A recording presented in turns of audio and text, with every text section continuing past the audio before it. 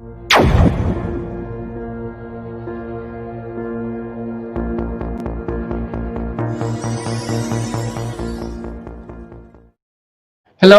this is David Seyonbaek. I'm head of policy and analysis division at the APO. Thank you for joining us today. I'm so honored to have Professor Philip Kotler, the marketing father around the world. I'm just so happy to have you here today. So maybe you can say hello to our viewers in 21 member countries. Yes, I know that you have 21 member countries, but I've been to 11 of them. And I want to say hello because it's a region of the world that is so exciting. I learn so much every time I visit this region of the world. But David, I want to make a few remarks to the audience before you go to the questions. Is that all right with you? Sure, sir. Sure. Absolutely. Okay. First, I want to thank the Asian Productivity Organization, APO, for inviting me to speak about current events, business and marketing. I've spoken about marketing and business in Bangladesh, India, Japan, Malaysia, Philippines, Singapore, South Korea, Sri Lanka, Thailand, and Turkey. So I love that region of the world, and I've learned a great deal from each country. Your organization is so important for Asia. And you're going to face a lot of new problems and trends, and that's well described in your literature. So you were, David, kind enough to send me 15 questions, and I welcome this as a learning opportunity for me, as well as a talking opportunity. Thank you. So today, the title we put like Never Stop Winning Through Innovation-Led Productivity. So today I would like to talk about three keywords: productivity, innovation, and marketing. Professor Philip is a marketing guru and marketing father, but it's not only about marketing. So I know that Professor Philip has been also providing consulting services with big companies around the world and also SMEs. So I think that today is going to be a very insightful session for our viewers. Thank you. So, yeah. So Peter Drucker once said that because the purpose of business is to create a customer, and the business enterprise has only two basic functions. That is marketing and innovation. So, Professor, I would like to ask you this question because I know that you have written a book with the Fujifilm CEO, Shiketaka Komori, Fujifilm Turnaround. So I know that there was a big difference between Kodak and Fujifilm in responding to the changes. So could you share your insight on this case? Yes, I will do that. By the way, this is the cover of the book that is called Never Stop Marketing. Yeah. And I was astonished years ago to read that Kodak, our favorite company, a very well-run company, was bankrupt. So I figured that Fujifilm is bankrupt too. They both were in the film business. Yes. To my surprise, Fujifilm is not only alive, it is very well and profitable. So we need to learn from them how they did it, because other companies are distressed and disturbed by these new developments, and they have to learn how to succeed. And this is the story that has a lot of factors, but one of the main success factors came from the very existence of Mr. Komori, because of the leadership that the CEO can use when a company is in plight. He told his company, yes, the film business is dying, but we have so many hidden treasures and patents that we have a big future. If you will join me, and he's talking to so many thousands of his people, if you join me with your confidence that we will shine with new medical discoveries, new image discoveries, and so on. They listened, they showed patience and confidence, and sure enough, Fujifilm is doing so well I was invited by Komori to visit their premises, and I was so impressed with their laboratories, where I saw a dozen or more new products under development, not to mention the ones that they came out with up to now. By the way, not only in image work and medical work, they're even into skincare. So it is a company where innovation and marketing are so critical. Now, there are companies that are good at one or the other, but that's not enough. Because if you're good only at marketing, the problem is customers will change. They will have new wants. They may not want film, whatever.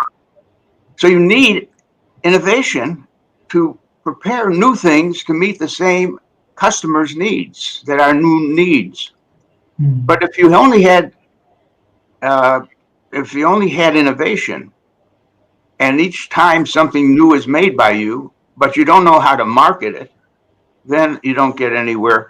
I did some work with the Philips company, which is a great innovative company, but they didn't know marketing.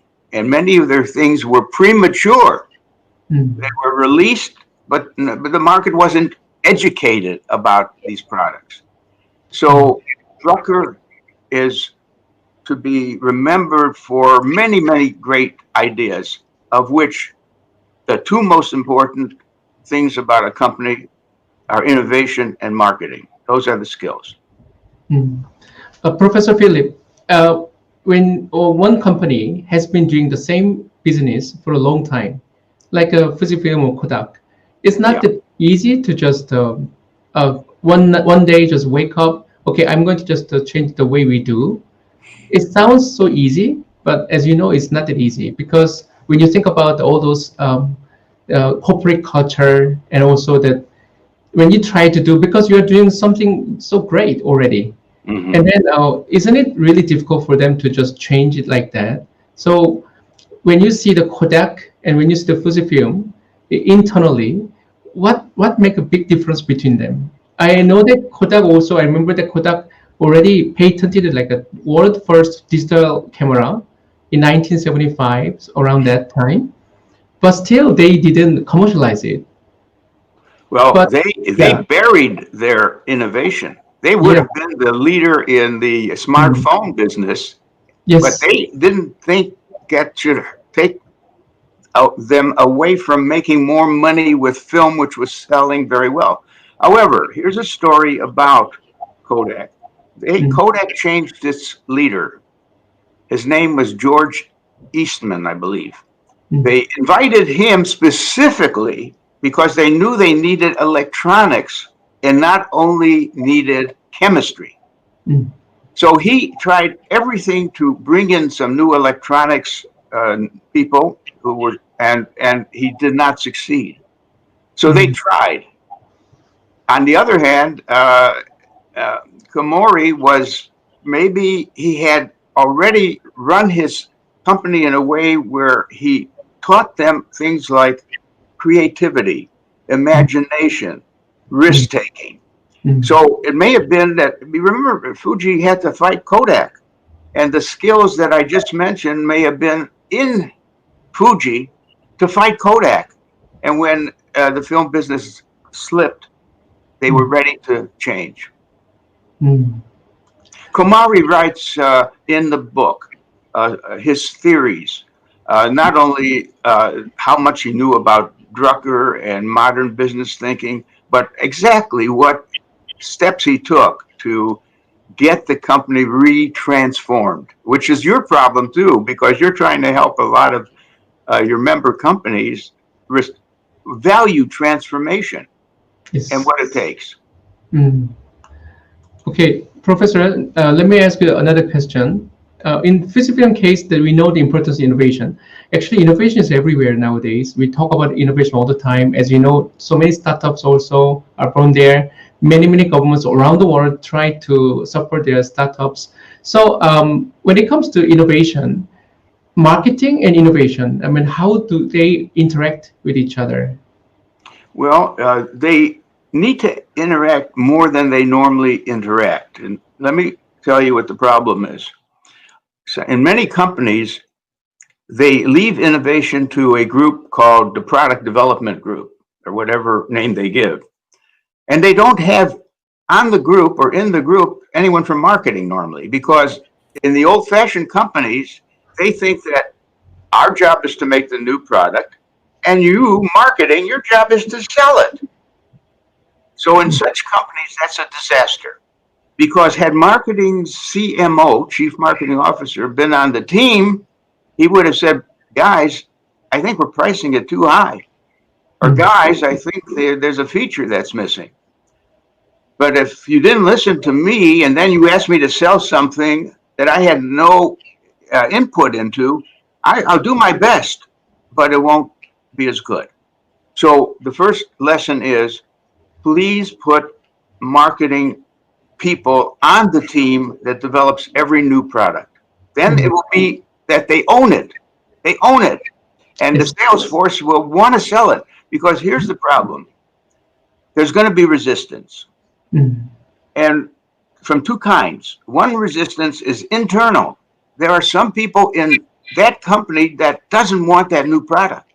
They're comfortable selling the old products. And in fact, if they had both to sell, they're safer selling the old because the new one is riskier to sell. So that's internal resistance. The second resistance is from customers who are used to the old products and have to be educated on why the new product increases the value added to these companies. So marketing people know this, and they want companies to understand that marketing is, CMO means Chief Marketing Officer, so that's a chief person. But to leave him out of the production of new products process is a mistake. Okay, thank you. You just talk about the resistance to the changes. Yes. So whether it's a public sector or it's a private sector, some people say that public sector is so slow, but private sector sounds like they are actually more agile. But as you know, also, so, even private sector, if they're not agile enough, then of course they're going to decline also.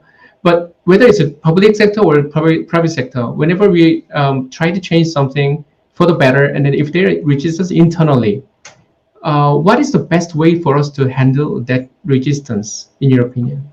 Well, I think we have to work with the top people in the company and show them many success stories based on innovation. Not only the story Never Stop of Fujifilm, but just tell them about this story, Toyota. Why is Toyota such a big and successful company? The fact is, everyone at Toyota wants to improve things, from the factory floor to the offices. The mantra is everything can be made a little better. It goes further. I will tell you as an employee that I discovered my job is not necessary. It's not adding value. Put me in another job, which used to be called the lifetime situation of the employee was safe in either doing value work or being transferred to a place he could do value work. So the whole company consists of people who want to make things a little better. Samsung copied that. Why do I say that? Well, first of all, Japan occupied Korea. And so the mentality of the Japanese mind about improving things is part of Samsung. After Samsung makes its best TV set, guess what happens? They start making a better one. There's a committee starting to make it better than it just was. So it's a mentality. Now, I would show the heads of untransformed companies what it means to be always trying to improve things. One of the main things is to open your mind to customers. Co-creation is a very interesting thing. What do your customers say about your product? And what would they say to improve your product? by a good example of this that I would talk about to them is Starbucks. Now, Starbucks, as a coffee company, is doing beautifully well, but it's not good enough for Howard Schultz, the CEO. He says to customers, please write to us or in the store tell us of anything you don't like or anything we can be doing better. So collaboration and co-creation with your customers, and by the way, not only that, with your suppliers, your distributors. So companies that are smart, first of all, they get away from this old idea of running the company for the shareholders only. There's so much work now being said. Don't be only shareholder oriented, be stakeholder oriented. Your employees, your customers, your communities, the environment. In fact, here's the new mentality. You should take a broader approach to your company than just managing profits. You're more than just a profit-making company. You're a company that has to have and share the concerns that your customers have. If your customers are concerned about pollution, you should be sure that you're not polluting, and you should do your best to help others not pollute.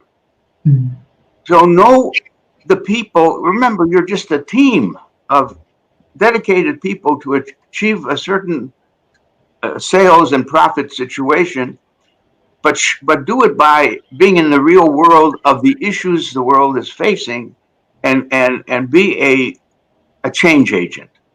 Do a great job for your customers and the others who work with you. So when it comes to change, let's say it's an organization, usually unless the leadership is deeply involved, I don't think that the innovation is that easy. People talk about top down, that people talk about also bottom up. But still, I think it's an organization like a private or public sector. Still, leadership matters. Yes, it does. Yes. Bottom-up leadership more than top-down often, but both should be tried. Yes. And that really gets back for bottom-up. We've got to give employees a voice in the company. Yeah. Take Germany, for example.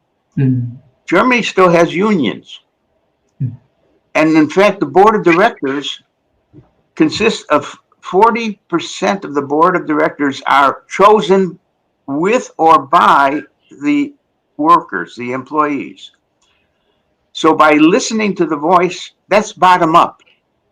Yes. In other words, the directors who run the policy of the company, the voice of the employees is part of their thinking about strategy. And that's going to lead to more bottom up. So I don't know the situation in Japanese companies. It varies, I'm sure. But the voice of the employee is very important. In fact, what's a successful company? It's always one where the employees are proud to be working for that company. And the company that shows a broad interest in more than profit making, cares about the environment and so on, will attract the better workers who stay longer and perform better. And it just makes common sense. Professor Philip, sometimes in the Asian culture, or not only in Asian culture, I think it's a corporate culture, whether it's a public or private, when you voice out as an employee, sometimes the employers or sometimes management actually, or directors or like highest people, like management, they take it as a kind of challenging, and they think that it's a rebellious, and then they take it like, oh, you're challenging my authority. So sometimes actually it causes misunderstanding, because those employees are not challenging them. They're just trying to communicate with them with the better ideas, and so that they can improve the organization. Yes, there's a cultural condition. It may vary even among the 21 member countries that you have. There is the right way for employees to put a message about some situation, and there's a wrong way. And if authoritativeness is so big in that culture, they have to do it very gently and accept the fact it's likely to be rejected if it sounds too critical of management. Okay. But the smart manager wants to hear what he can. Yes. So he's not surprised. Yeah. Yeah. So when it comes to the culture itself, in many cases, culture is about habits. And as you know, many people prefer to stay in a comfort zone. They really don't like changes because changes mean that they have to adjust themselves to the new environment or new conditions. And then it's really difficult for them to change themselves if they are really not interested in improving themselves. And also if they are not interested in adjusting themselves to new environments or new challenges, they just want to stay as they are. So when it comes to shaping the better or innovative culture, or a culture where we can incubate and accelerate the innovative culture itself. So do you have any suggestion for the management? Yes, I have two techniques that would work. The Okay. first is for the company's management to say, we know we're facing new problems. We would like to organize our ideas of what the problems are, what might disrupt our business and hurt us and you, the workers. Yes. So let us identify 10 disruptions that we're seeing happening to other companies, particularly any in our own industry. And for each disruption, what should we think of doing about it? Secondly, let us also imagine what is going to happen in the future. We have the condition called COVID, the terrible pandemic. We don't even know if it's going to end tomorrow, next year, or never. Yes. So let us do what we call scenario analysis. And it's connected to disruption work too. But let us imagine 3 different worlds for tomorrow. And let's develop our basic plan for each of those. Since we not only are dealing with risk where you can measure things, we're dealing with uncertainty where we don't know anything about the probability. Yes. For each scenario, let's go through an exercise. One scenario is really a devastating one. But even then, what would be the best way to prepare? So I would say if at least the top managers work on this, namely disruption analysis and scenario planning, it gets them to be a little less comfortable in running the company the way they've been running it. It's going to stay in their mind, even if they try to push it out of the door. Someone's going to bring it up again because they've all gone through this kind of discomfort. And I think that would work. Professor, we have 21 member countries in the APO, and many of them actually rely on the SMEs in their countries. So SMEs is very important for us. And SMEs think that usually they don't have enough resources. Yeah. So they think that, we cannot handle, too much advertising or marketing, which can be maybe expensive. And so you often emphasize the importance of co-creating. Also, you also mentioned briefly before.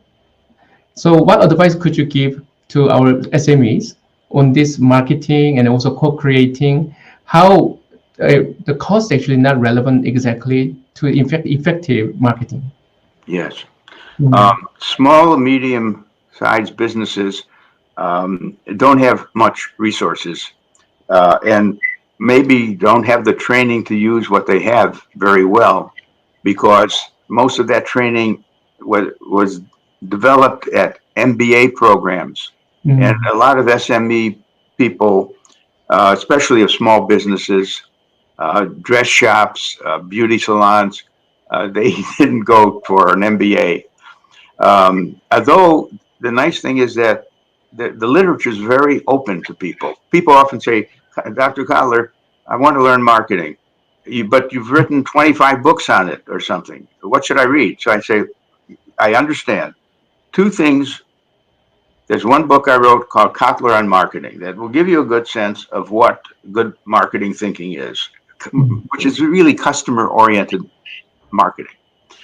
Secondly, there's my textbook. My textbook is full of marketing stories. It's a big one. It's expensive, but you can self-educate yourself to learn a lot more, because in the book there will be examples of beauty shops. There will be examples of kinds of situations you're in, and you can learn from it.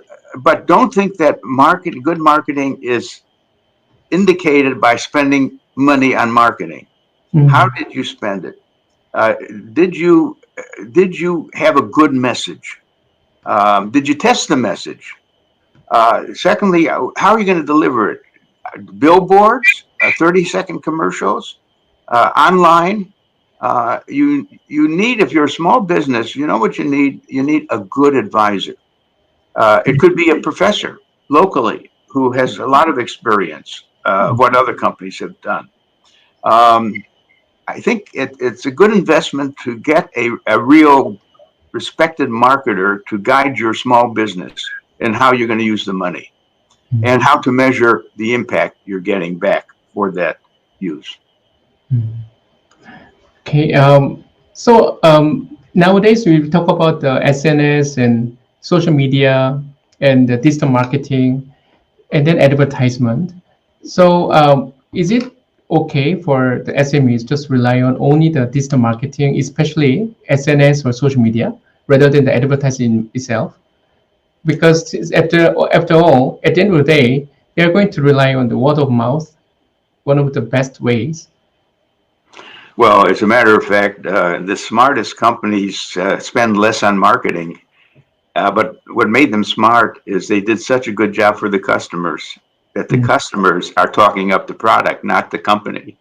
Yeah. That was proven in a book that is worth reading by everyone. It's called The Firms of Endearment. It's a study of many, many companies that ended up doing such a good job for their customers that they were more profitable, spent less on marketing, and so on. Now, the thing is that I think that the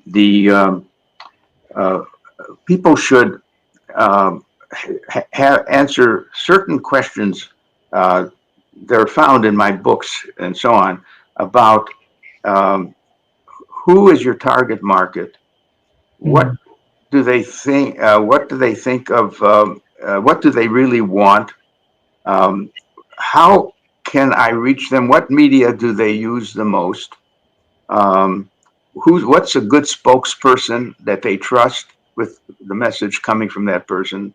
So we have ways to guide SMEs about how to actually use their marketing more intelligently.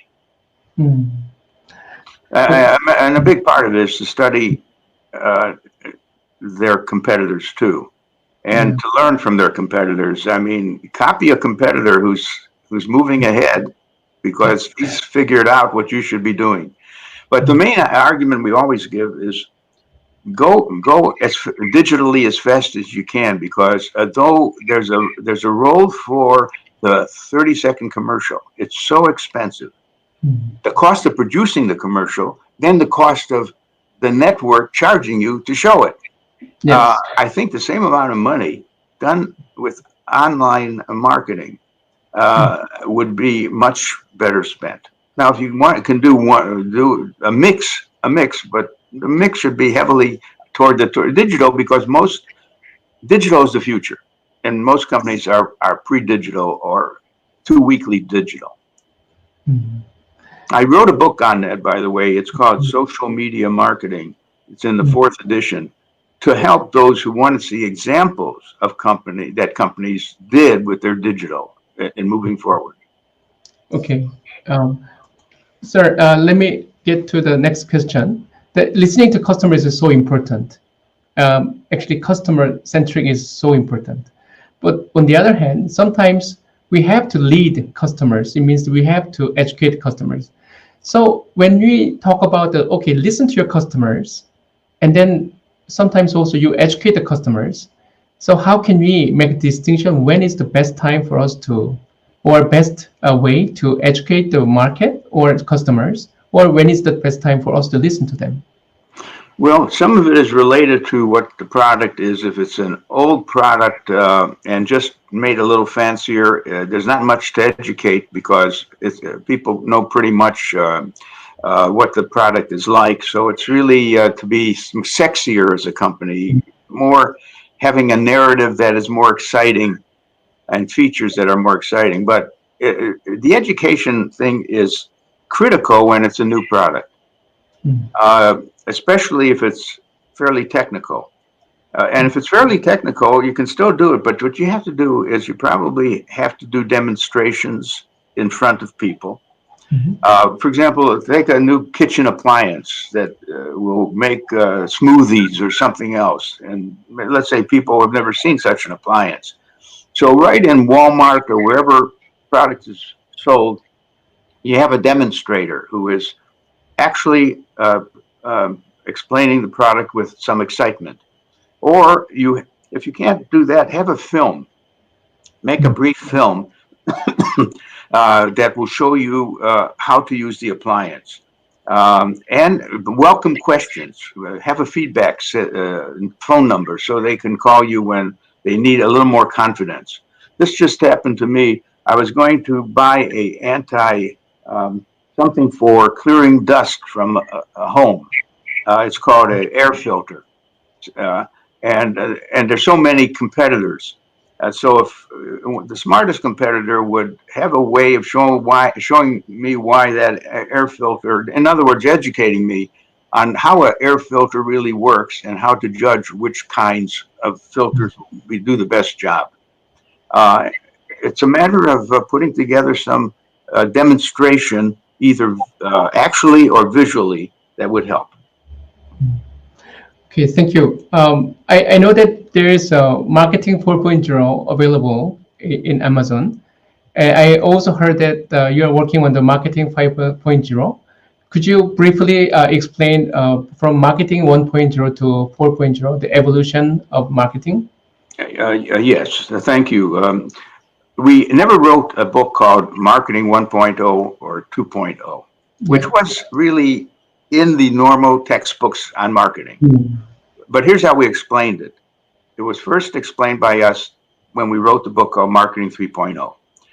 We said that Marketing 1.0 is the company addressing the mind of the customer, the mind.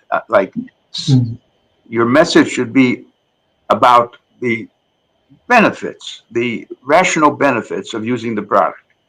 Marketing 2.0 was when we realized that you should be addressing the heart, not just the mind, the heart, that much buying is emotional. That's Marketing 2.0. We could have stopped there, but we said in the Marketing 3.0 book, there's a third level, and that is addressing the soul, not just the heart, but the soul. Now, by the soul, S-O-U-L, we mean the things that are valuable in life, not just I guess the product. We're a company that cares so much about helping people lead a better life, and that whatever product you're making, show that it really touches the soul, not just the heart of the person's wishes and beliefs. Okay, that was all in Marketing 3.0 with illustrations. Marketing 4.0 had to be written because it was the digital revolution. After 3.0, digital had started up, but we needed to say that there's a revolution in marketing. If all your marketing is pre-digital, it's not going to work anymore. So we went into many aspects of measuring the customer's journey to buying a car. What were the touch points? Where was a salesman a good touch point or a bad touch point? You know, you've often gone into ready to buy a car, but the salesman turns you off. That's a moment of truth. It's a negative moment of truth. So Marketing 4.0 is a good book to read because it has even a system called the 5 A's of what a customer goes through before he gets to actually buying something, and includes in buying something. So we could stop with 4.0 because it's really the most current view of marketing. However, there are so many new technologies that have come out that we wanted to write Marketing 5.0 that will summarize the most important technologies that businesses should pay attention to. Well, what are some of them? First of all, we're beginning to do brain scanning. Brain scanning is we put on the heads of some people who volunteer, who are interested in the product, and we read their brain waves as they see a message from person A. And then we try the same message with another presenter. And we learn there's blips. And the blips tell us what really excited, we think, that customer when it came from that person in those words. So brain scanning is one. The use of 3D now in shaping new products and designing them. The use of drones in delivering. You remember stories are going around now that Amazon's eventually going to deliver our products by dropping them down from a zone or something. There's robots. There's marketing automation. There's what we call augmented reality, using creating experiences of the product in a dramatic way that seems so real by putting something on and looking at the film. So 5.0 will be exciting. It's to help companies move toward the new technologies that will work for them. Thank you. So CSR is important. CSR also is about marketing. And marketing, so many big companies actually promote the CSR, and they try to make themselves look good. And then this is kind of also becomes their brand image. Mm-hmm. But on the other hand, some people say that if you take a look at the big companies, since they are doing a great job with the CSR, and also they are doing a great job with the branding, all the subcontractors are doing their dirty job behind the scenes. But since they are not done by the big companies, so big companies just look just cleaner and cleaner. But those subcontractors who are doing all the dirty job for the big companies are actually in the shadow. So they are invisible. So, I mean, what do you think about this? Yes, there could be that accusation. Sometimes we say that a company, in wanting to look good and pay attention to the environment, brags about it, but actually they're just using it for public relations. And then sometimes they call it greenwashing.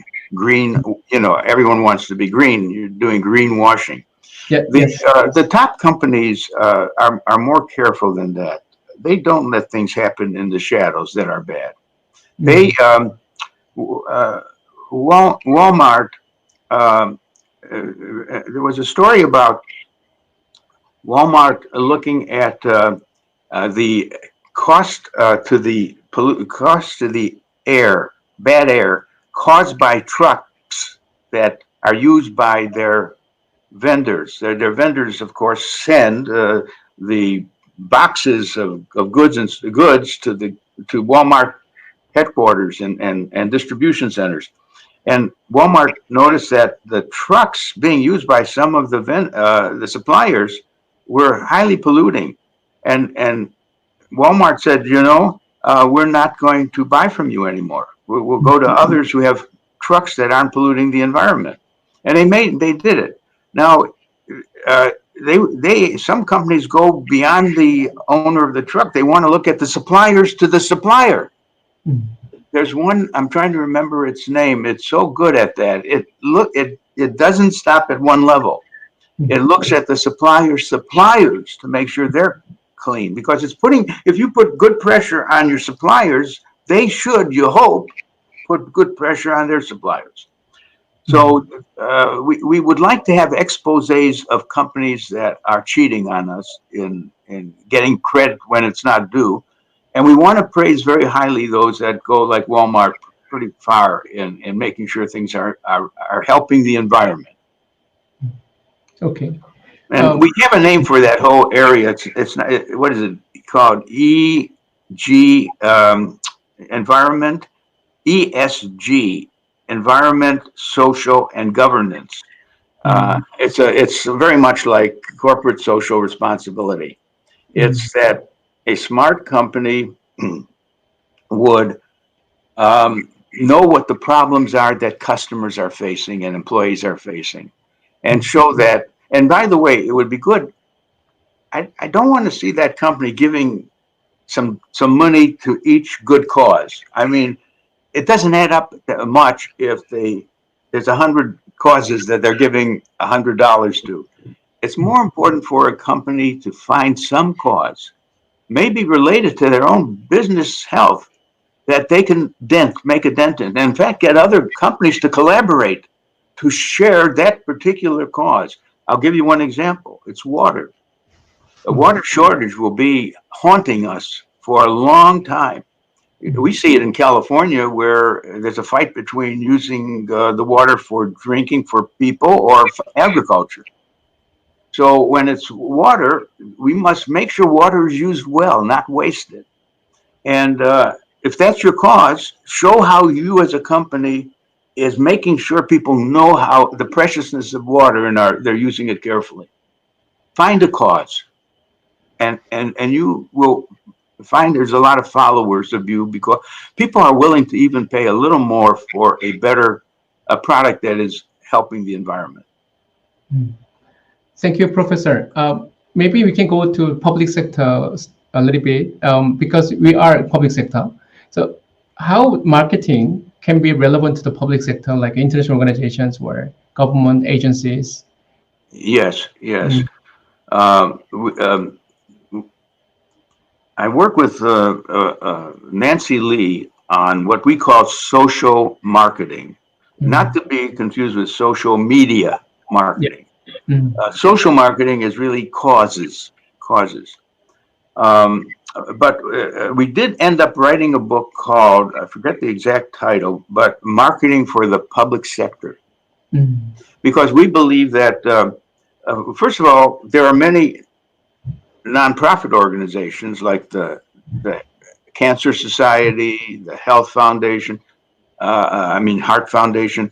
They need marketing just to raise more money for their cause, right? So nonprofits, which originally didn't do any marketing, are increasingly knowing not only to use marketing for raising money, but for defining more carefully what business they're in.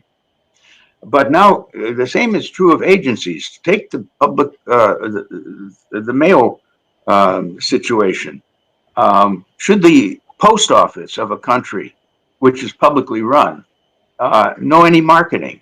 Certainly it should know marketing. First of all, it has competitors. There's Federal, there's UPS. There's so many other deliverers of mail and messages. So the U.S. Post Office, to defend itself, ought to know what its distinct advantages are and come out with a lower price and so on and so forth. And they know their marketing has to be marketing to the elected representatives, because whether they get a budget or not depends on Congress or whoever decides on how to allocate government money. So since so many organizations are being supported by government money, it's important to know how to lobby and to be effective in getting the money you need as your public agency. And marketing is built in now in many of these agencies. Professor, so in the public sector, mistakes can negatively affect the people's lives and livelihoods over the long term. Yeah. So most people in government agencies are extremely reluctant to try anything new. And then this leads to inaction, which can also have a long-term negative impacts.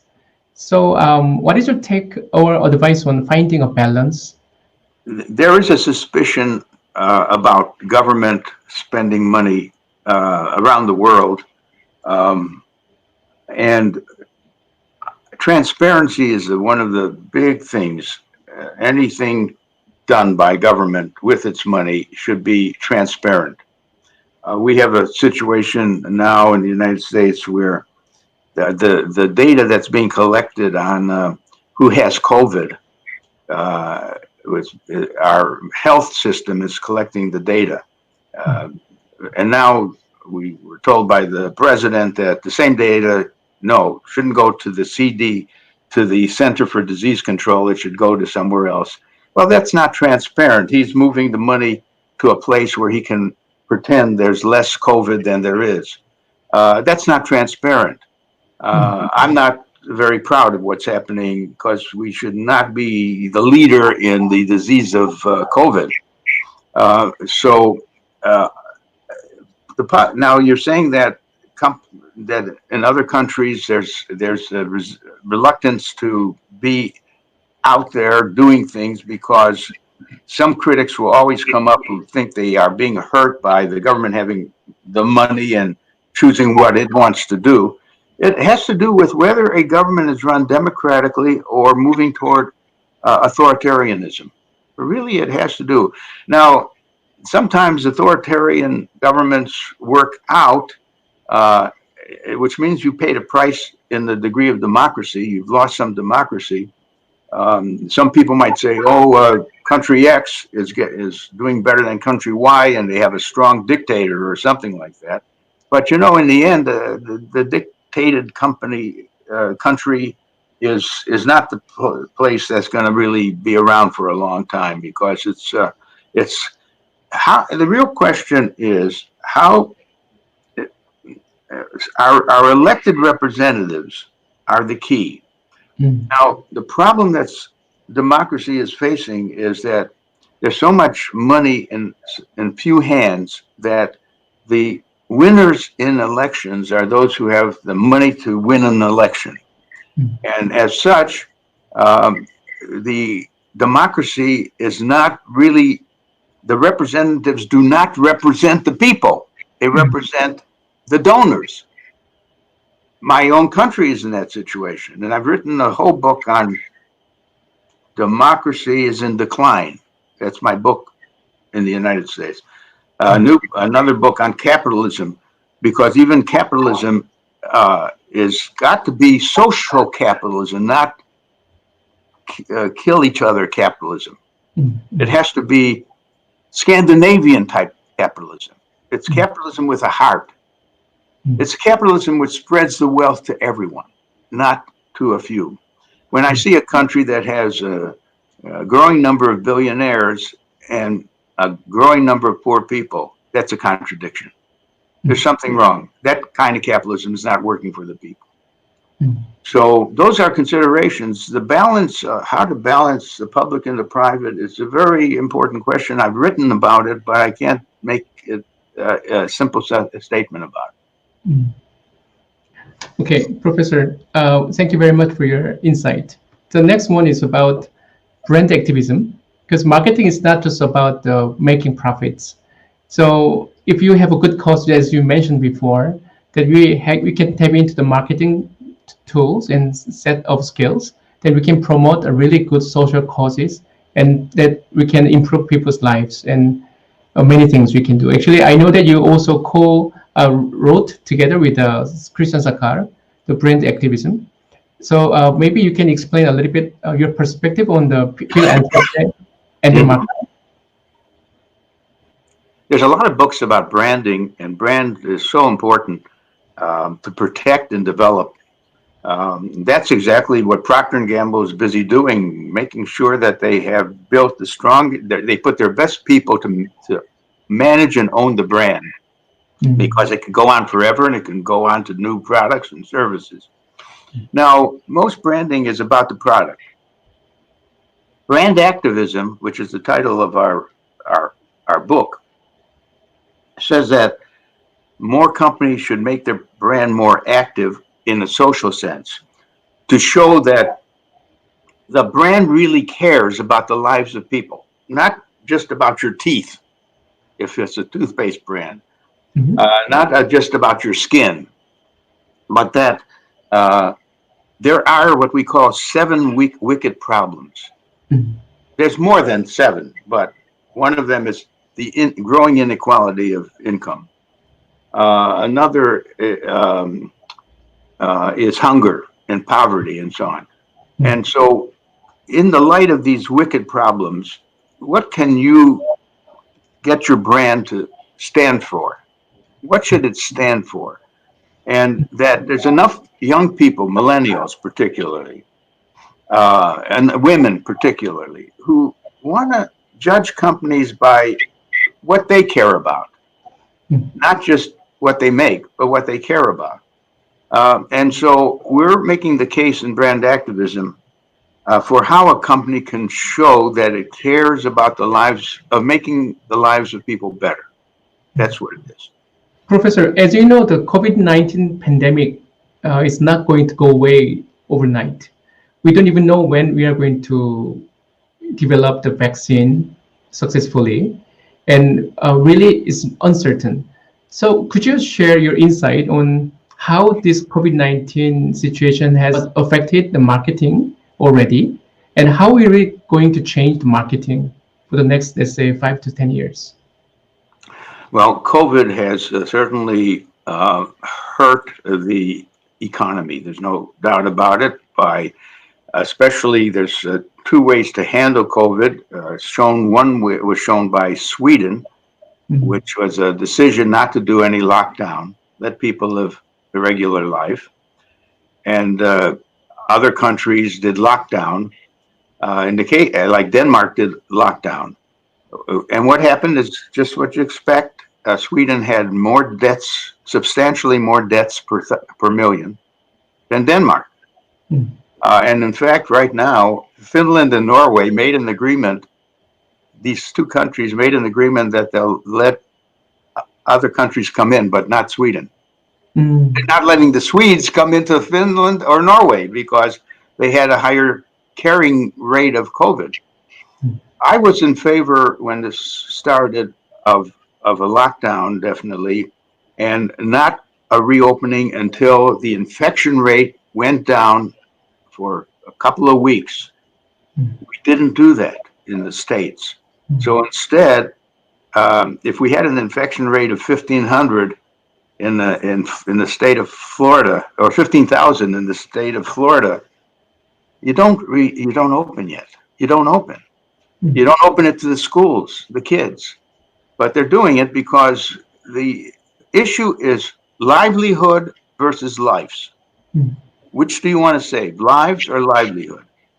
Now, the main thing is there is a middle way. And the middle way is if everyone would wear a mask, keep social distance of 6 or more feet, and wash their hands and so on, it will slow it down, slow the infection rate down to a level where we can reopen.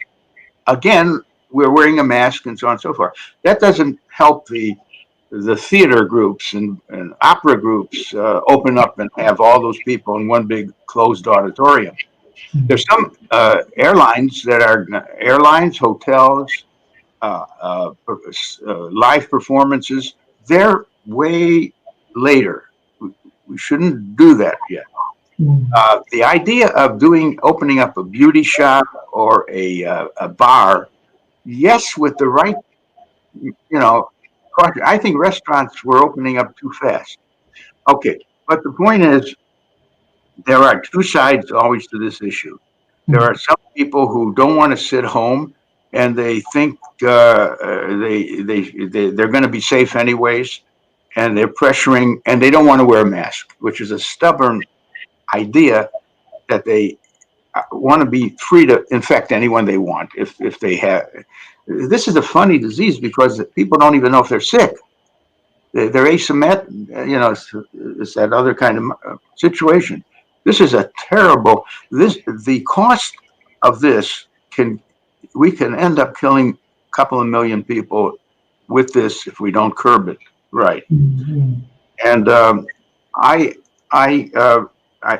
made a prediction that if we get a vaccine soon, and it won't be tomorrow, it will be within the year, it will change a lot. Then people would feel safer going out. and then maybe we will be not back to good full employment for about 4 years, even with a vaccine.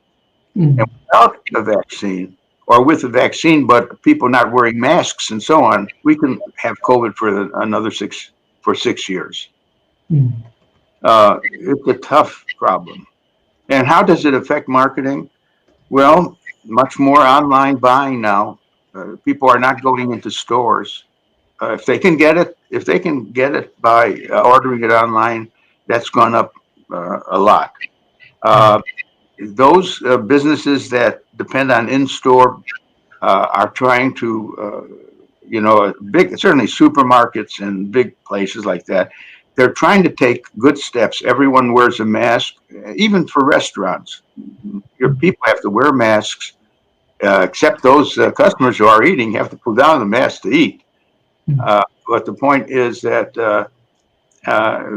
common sense would work to open up gradually at the right time, and when you open up at the wrong time, you're making things worse for livelihoods, let alone for lives. Look, if we return to the old normal, then marketing will look just the way my textbooks look about marketing. We're not going to return to the old normal. I think it's creating too much of a scar on our lives. We have new habits now. Consumers are going to be at their computer. Even when markets open, they're going to be doing more ordering from their computer. They have smartphones. They're going to be careful about being near crowds.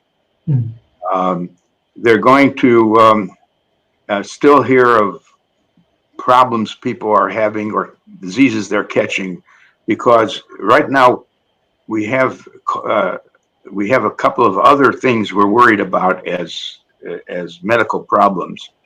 I think that the new normal will be one where it may well be that we're going to have fewer companies that survive this COVID period, more consolidation, which really means bigger companies. And, it's been very hard on SMEs. SMEs are not, many of them are not going to reopen in my country. They're already out of money, and their job could be performed by Walmart and Target and Costco and other big ones. So I haven't really worked out in my mind how the new normal is going to look. That's my next step, but it's not going to be back to the old normal. Now, you're going to have people who still want to go to bars and drink and not wear masks and so on.